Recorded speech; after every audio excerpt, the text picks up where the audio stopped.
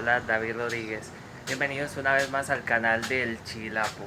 Hoy los saludo desde el municipio de Cisneros, Antioquia, a unos 86 kilómetros de la ciudad de Medellín. Estoy por acá conociendo este bello pueblo. Es primera vez que vengo acá. Y aquí estoy en la estación Cisneros del antiguo ferrocarril de Antioquia. Aquí, como ustedes pueden ver, los rieles por donde pasaba antiguamente el ferrocarril de Antioquia, que hoy pues solamente queda esto, recuerdos de lo que alguna vez fue el medio de transporte más importante de este departamento. Cisneros es un municipio muy tranquilo, relativamente pequeño, enclavado en las inmensas montañas del departamento de Antioquia. Como pueden ver, se siente un ambiente tranquilo, el clima es muy agradable, bastante, muy parecido al de Medellín. De hecho, descendí muy poquito, como unos 400 metros de altura. Estoy un poco más de 1000 metros sobre el nivel del mar, así que el clima es excelente. Hoy quiero que conozcan un poco más de la historia del ferrocarril de Antioquia. En el archivo del ferrocarril de Antioquia, salvaguardado por el Palacio de la Cultura, Rafael Uribe Uribe, podrás encontrar mucha información de lo que alguna vez fue el ferrocarril de los antioqueños. Hoy en día muchas son las historias de personas que cuentan sus vivencias en los vagones del ferrocarril de Antioquia. En sus inicios, Medellín y Antioquia tenían muchas dificultades en contra, por estar en una zona rodeada de imponentes montañas. Sin embargo, los antioqueños se dieron el gran lujo de tener ferrocarril, trole, tranvía y la primera aerolínea del mundo, la Compañía Colombiana de Navegación Aérea, en septiembre de 1919. ¡Wow! Increíble.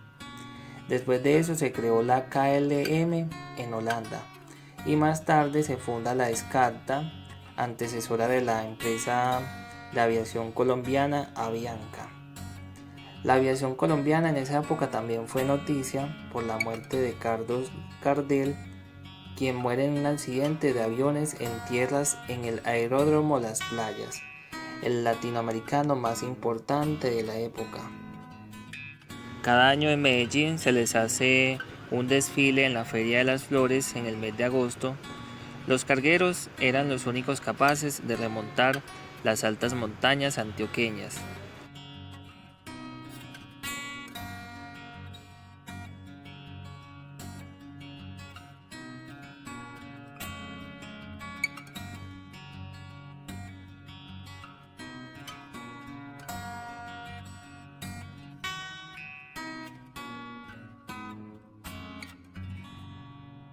Luego, con la llegada de los animales traídos de Europa, la situación cambió y se pasó entonces a la arriería.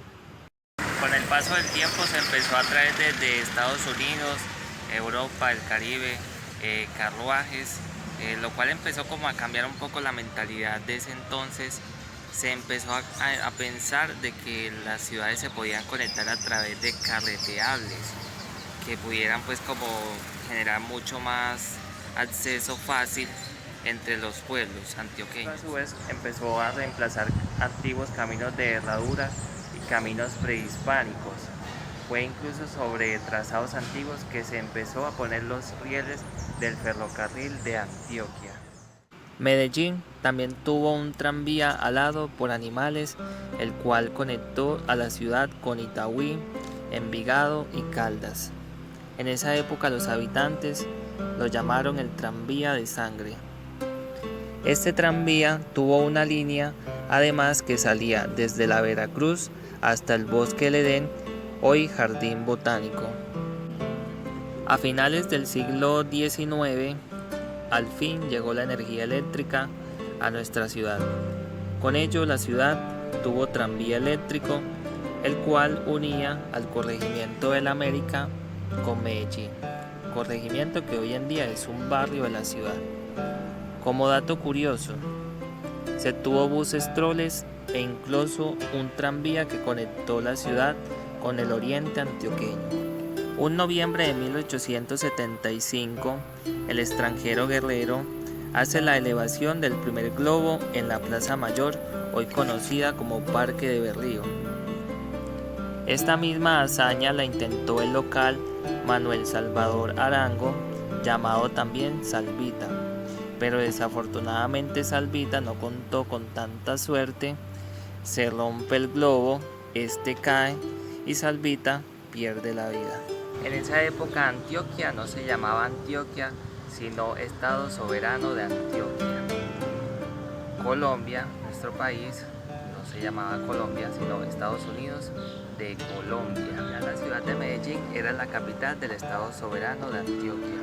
El simple hecho de pensar siquiera salir de Medellín en esa época era toda una odisea, un completo viacrucis, porque como todos sabemos, Medellín es la capital de la montaña, está rodeada de imponentes cerros, altas cumbres que en esa época era toda una odisea poder remontar.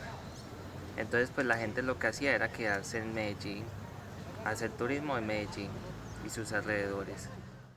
El 14 de febrero de 1874, el cubano don Francisco Javier Cisneros, ingeniero civil y empresario, firma el contrato para la construcción del ferrocarril. Este señor fue responsable de la construcción del Ferrocarril del Pacífico, el fundador de Puerto Colombia y de muchos otros proyectos más en el país. Desafortunadamente este señor murió esperando pago de Colombia y Antioquia por su trabajo. La llegada de la primera carga de materiales para la construcción del ferrocarril llega desde Estados Unidos y Europa en el año 1875. En el año 1899 inicia la Guerra de los 1000 días, en la cual se destruyeron grandes partes de las vías férreas del país, quedando la nación empobrecida, siendo esto un traspiés muy grande para el ferrocarril de Antioquia. Un hecho muy importante en la historia de Colombia fue en el año 1903, donde la nación pierde el Estado soberano de Panamá, recibiendo Colombia una indemnización por $25 millones en oro. ¡Wow! Toda una fortuna. En el gobierno de Pedronel Ospina. Oficialmente en el año 1929 se finaliza la construcción del ferrocarril de Antioquia. Para el año de 1930, la nación invierte en la construcción de vías terrestres, ocasionando una gran competencia para los ferrocarriles. Ya para el año de 1961 se aprueba la venta del ferrocarril de Antioquia a la nación.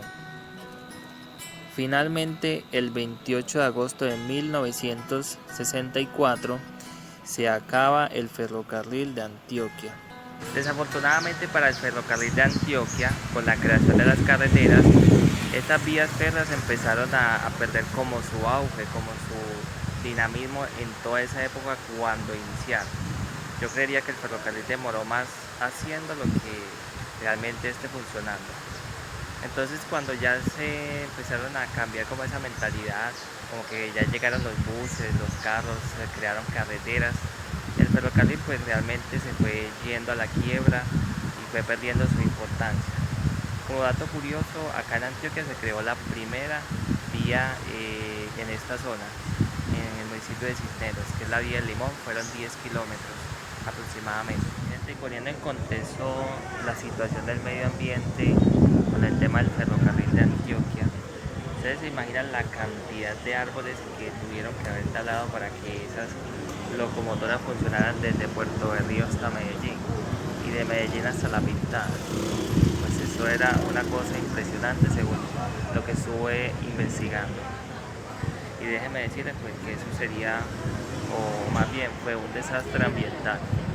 Según las historias de maquinistas, la madera que mejor ardía era la del comino crespo, la cual hoy en día se encuentra en vía de extinción. Entonces pues en mi opinión personal, si el ferrocarril de Antioquia vuelve, ojalá y vuelva, que vuelva muy sostenible con el medio ambiente. No sé, quiero que no sea carbón y mucho menos a diésel. Puede ser eléctrico tal vez, pero no a carbón, porque realmente eso sería una masacre para nuestro medio ambiente. Y hoy en día, por el tema pues de la contaminación mundial, pues hay que proteger nuestro planeta. En nuestro país pues afortunadamente hay mucha biodiversidad. Somos digamos que dichosos por tener tantos climas, tantos bosques vírgenes, y así tienen que estar. Tenemos que cuidar. Ya que estoy pues en la plaza principal, la iglesia, disfrutando de este clima delicioso, una brisita fresca y solecito a la vez. Y por allá es como la vía principal que va hacia Medellín, hacia allá, y para allá yo creo que es Puerto Berrío. Y todo eso que ven es montañas, montañas, barrios. Al fondo se ve la vía de la doble calzada que la están haciendo, que se ve incluso desde que vengo de Medellín, veo que la están haciendo y pues va muy adelantada.